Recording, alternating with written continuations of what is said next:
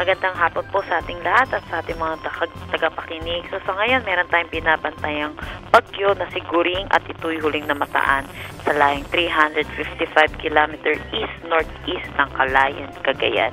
Ito'y kumikilos north-northwestward sa bilis na 15 km per hour. Wala naman tayong nakataas na anumang tropical cyclone wind signal sa anumang parte ng ating bansa. Pero inaasahan natin na maaari tayong magtaas over the areas ng Northern Luzon mamayang gabi o bukas ng umaga.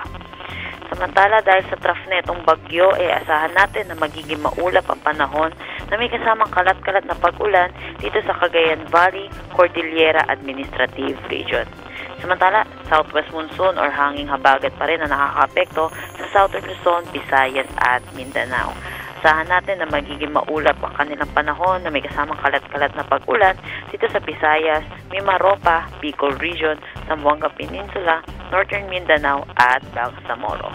Dito naman sa Metro Manila at nalalabing bahagi ng ating bansa, asahan natin na magiging maaliwalas ang panahon pero may mga tsansa pa rin ng localized thunderstorm sa hapon at sa gabi. Para naman sa ating update sa mga dam, narito po ang ating mga detalye.